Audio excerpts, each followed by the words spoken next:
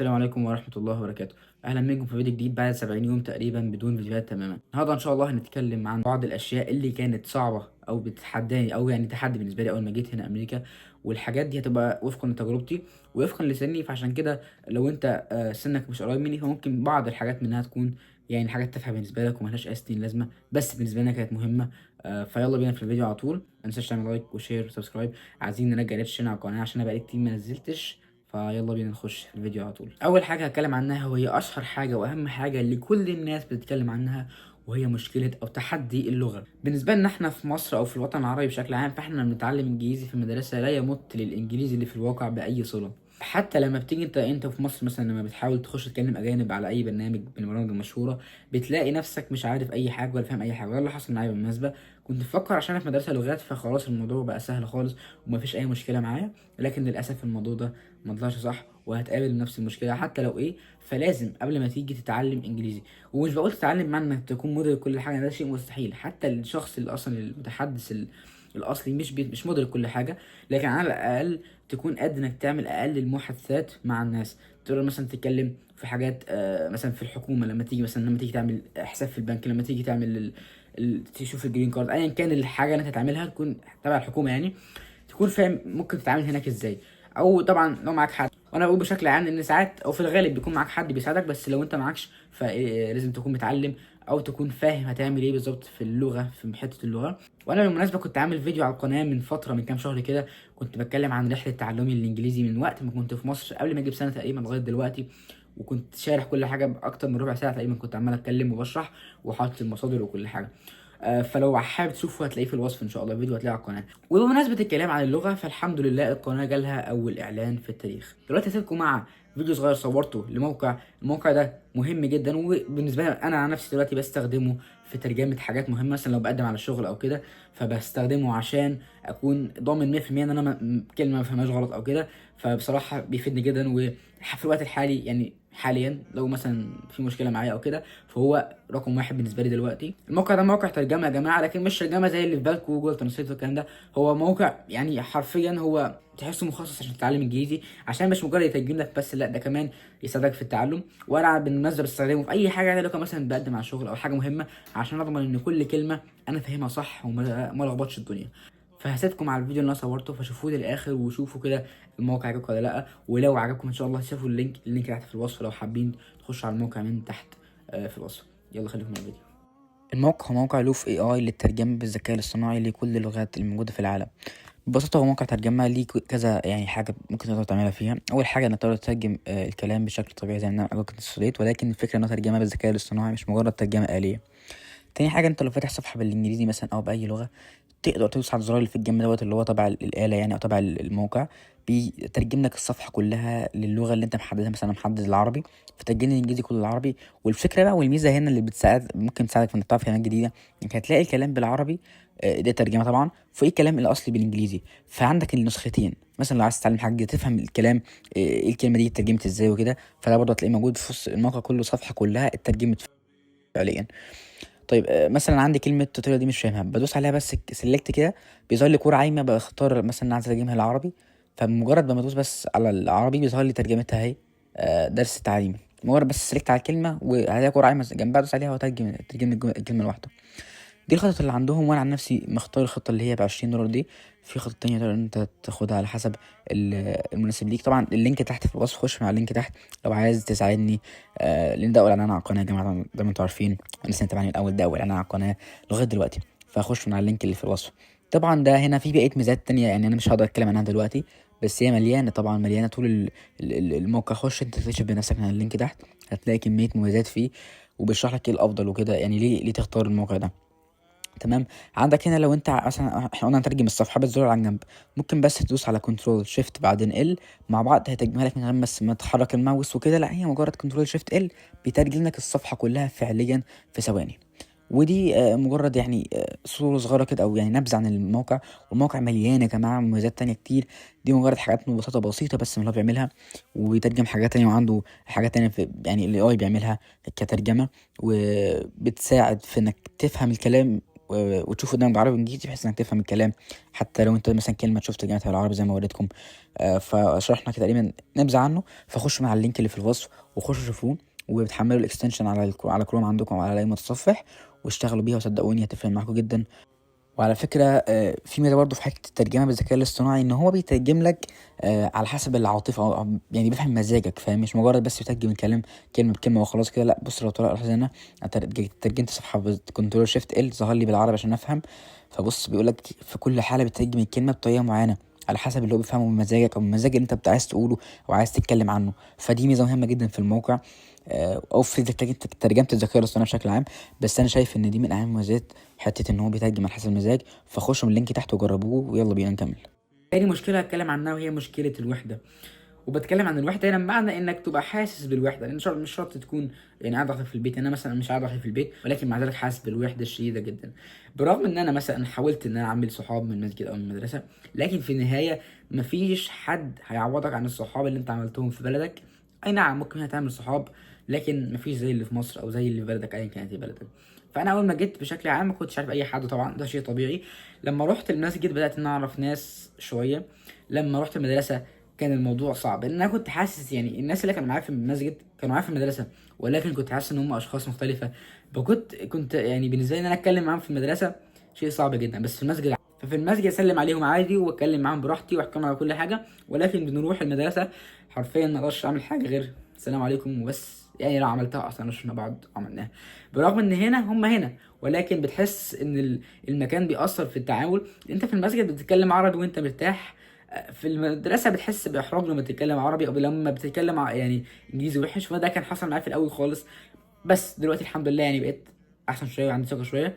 بس في الاول كنت خايف تغلط قدامهم، لأن انت عارف ان طبعا العرب او المصريين او ايا كان احنا بنحب نتريق على بعض. ولكن والله لما جربت اتكلم، والله العظيم ولا واحد فيهم فكر ان هو يعمل كده اصلا، لان هم متربيين هنا.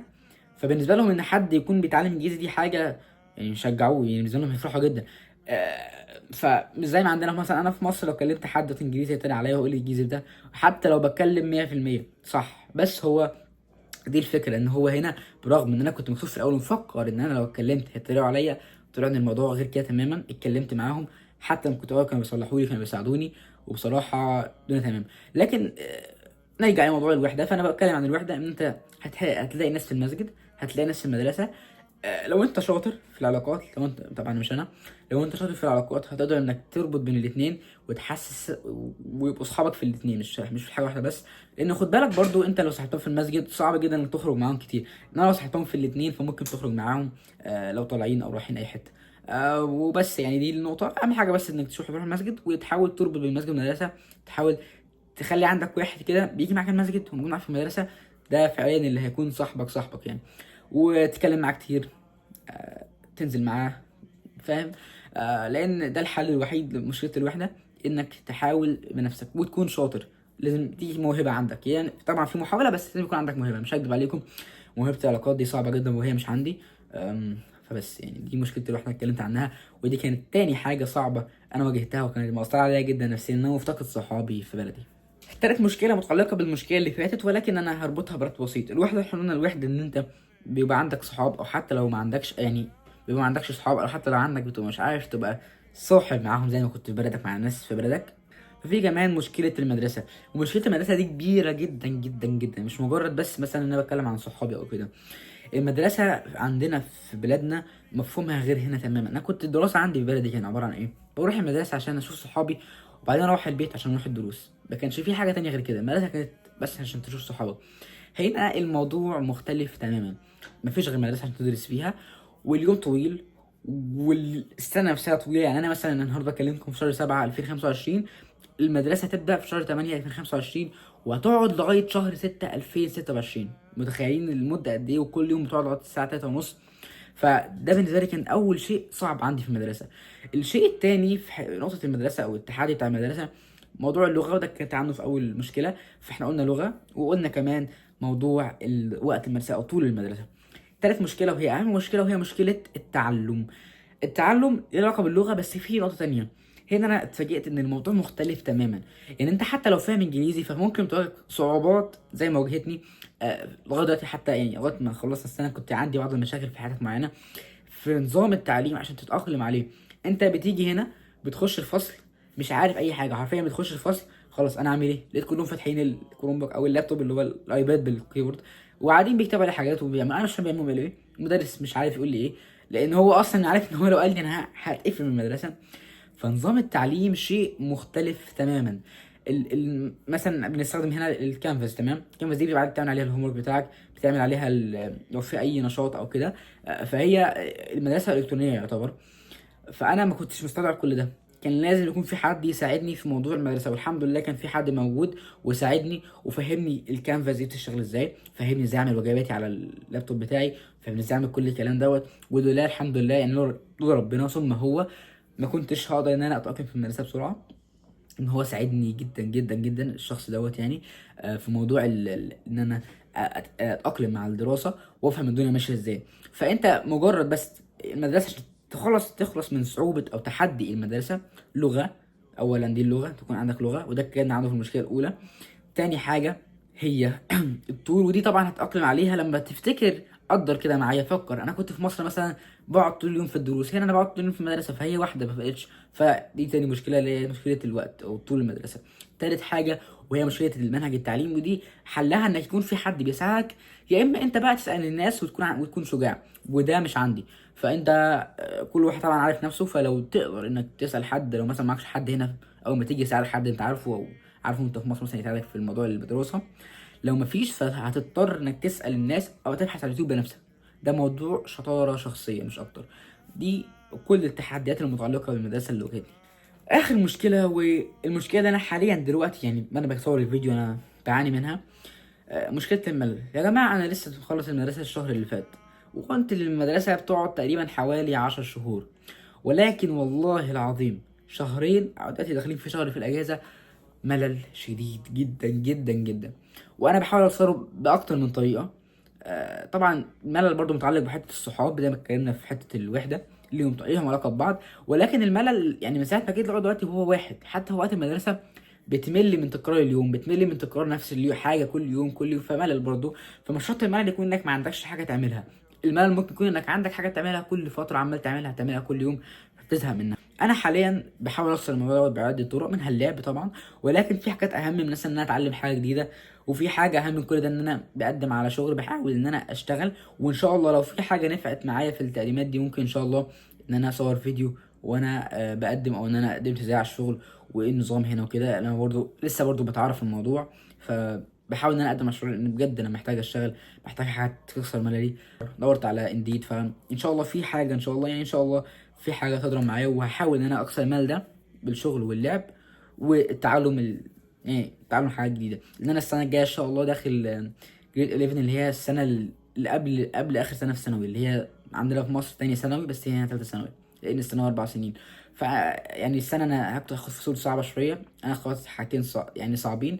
فهم ادوني الكتاب اهو والله هنا اهوت، مش عارف اجيبه ازاي، بس هو الكتاب دوت ده كتاب التاريخ للسنه الجايه. فانا بدات ان انا اقرا فيه واشوفه عشان ده منهج السنه الجايه، فهم ادوهوني عشان اذاكره في الصيف او ابص فيه يعني بمعنى اصح. ف يعني دي برضو حاجه ممكن تفيدك لان انت داخل على سنه دراسيه صعبه، فعلى قد ما تقدر بتحاول تشيل مجهود من عليك. ودي مشكله الملل بكل بساطه، اللي مهما عملت هتفضل موجوده، بس تقدر انك تقلل منها. وده يا جماعه كان فيديو النهارده، اتمنى انكم تكونوا شفتوه للاخر. وشفتوه للاخر ما تنسوش تخشوا على الموقع من تحت في الديسكريبشن، تخشوا تشوفوا الموقع من تحت في الديسكريبشن. وان شاء الله يعجبكم وان شاء الله يفيدكم. وان شاء الله انا قلت النهارده يكون فاتكم باي حاجه. وزي ما قلت دي تجربتي انا وحاجات متعلقه بسني ويعني بشخصيتي، فممكن ما تجيش معاك خالص، تحس ان كل ده عوض بالنسبه لك، فما فيش اي مشكله. فاعمل لايك وشير سبسكرايب، وما تنساش تخش على الموقع من تحت في الديسكريبشن. واشوفكم في فيديوهات كتيره جايه. والسلام عليكم ورحمه الله وبركاته.